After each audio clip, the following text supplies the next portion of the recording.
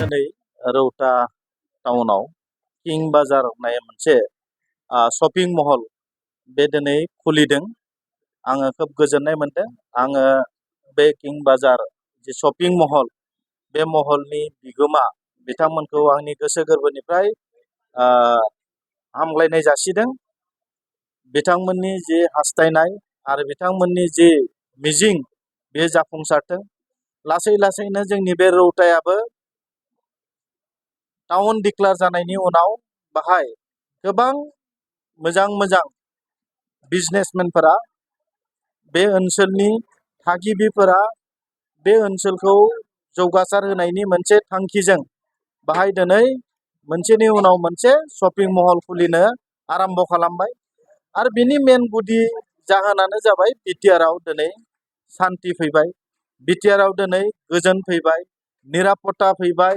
कुनु बेहाय गिनाय, धमकी होनाय, थाखा दाबि, धन दाबि, गन्दगल, बन्ध बेबायदि मोनसे जोंनि ओनसोलाव गैयिनि जाहोनाव दिनै रौतायावबो बेबायदि मोनसे शपिं महल खुलिनो लानाया जोंनि थाखाय गोजोनथाव। आरो बेखायनो आङो दिनै बिनि बिगोमा बिथांमोनखौ गोसो गोरबोनिफ्राय साबायखर जासियो। बेनो नोजोरा जोंना जे गोबां लाइमोनफोरनो साकरि जे होनो हागोन बे असम्भब। गासैबो जे साकरि मोनगोन बेयो असम्भब। दा बेखायनो जोंनि लाइमोनफोरा बेबायदि बिजनेसनि गेजेरजों गावनि आथिङाव गाव गसंनानै बोरै नोङो गावनि जिउखौ, गावनि न'खरखौ आरो जोंनि ओनसोलखौ राङारि बिथिङाव सक्तिशालि खालामनो थाखाय जों बयबो दिनै बेबायदि बिजनेसनि गेजेरजों जोंनि इयुन जोलैखौ जोङो देरहासार जाहोनो थाखाय, गावनि आथिङाव गाव गसंनानै थानो थाखाय बेबायदि बिजनेस खालामनायनि मोनसे बारहावा जोंनि ओनसोलाव दिनै फैदों। गोजोन फैनाय लोगो लोगोनो, निरापत्ता फैनाय लोगो लोगोनो जोंनि ओनसोलाव बेबायदि बिजनेसनि जे मोनसे थांखि आरो नोजोर बियो दिनै मोगथां महर मोनदों। नमस्कार। আজি এইটো শুভক্ষণত আমি কিং বাজাৰ এটা ডিপাৰ্টমেণ্টেল ষ্ট'ৰ উদ্বোধন কৰিলোঁ। ইয়াতে ৰাইজৰ সুবিধাৰ্থে আমি সকলোবিলাক সামগ্ৰী এটা জাগাতে গোটেইবিলাক পোৱাৰ ব্যৱস্থা কৰিছোঁ, যিটো ৰেহাই মূল্যত পাব। ইয়াৰ লগতে আৰু এটা ৰাইজৰ কাৰণে আমি সুবিধা আনিছোঁ, যিটো হোম ডেলিভাৰী। আমাৰ হোম ডেলিভাৰী অপশ্যন থাকিব।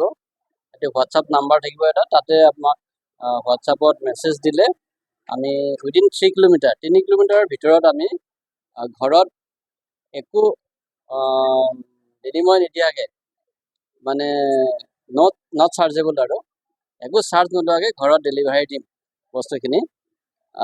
কিন্তু পাৰ্চেজৰ এটা এমাউণ্ট থাকিব, সেইটো আমি নিৰ্ধাৰণ কৰা নাই, সেইটো আমি জনাম কাষ্টমাৰক। গতিকে এইটো এটা সুবিধা আনিছোঁ আপোনালোকলৈ। আৰু সকলো সামগ্ৰীতে ডিছকাউণ্ট থাকিব, ৰেহাই মূল্য পাব, এইখিনি আমি ৰাইজক প্ৰতিশ্ৰুতি দিলোঁ। আৰু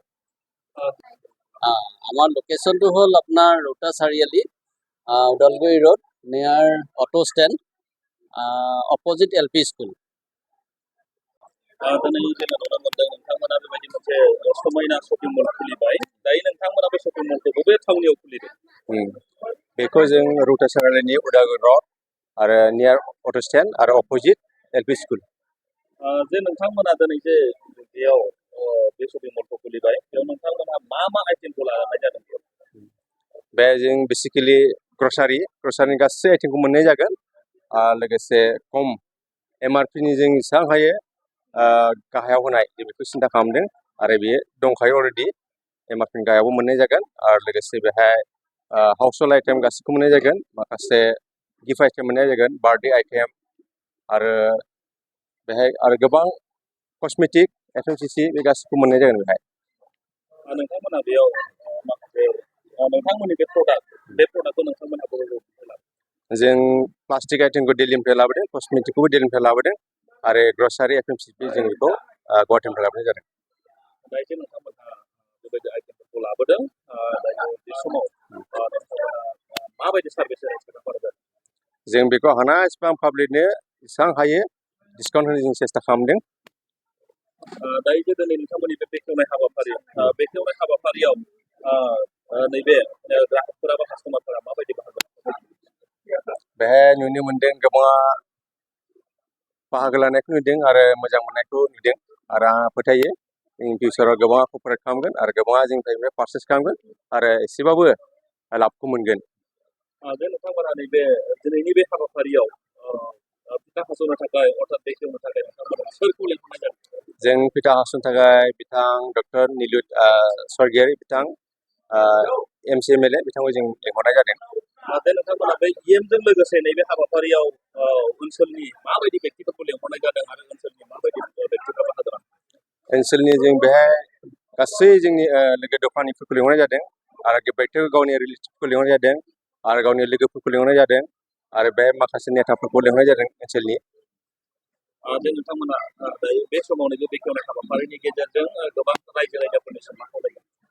जों बिथांमोननिसिम बेखौनो खावलायदों बे हाबनानै नायनानै एसे एडभाइस होलांगोन जोंना माबाफोर कालेक्सना खम जालांदों नामा, माबाफोर जोंना दा बबेबा बुस्थुआ बारा जादों नामा, जों एसे एडभाइस होलाङो जुदि बबेबा बुस्थुआ बारा जादोंबा जों बेखौ सेस्था खालामगोन जे जोङो एसे खमाव होनो हायो आरो जोंनि सेस्था खालामनाया बेनो कास्टमार रिभिउ जोङो बिथांमोननि फिडबेकखौ नायनानै जों हानाय इसिबां जोङो खम मुल्यआव होनो जों सेस्था खालामगोन।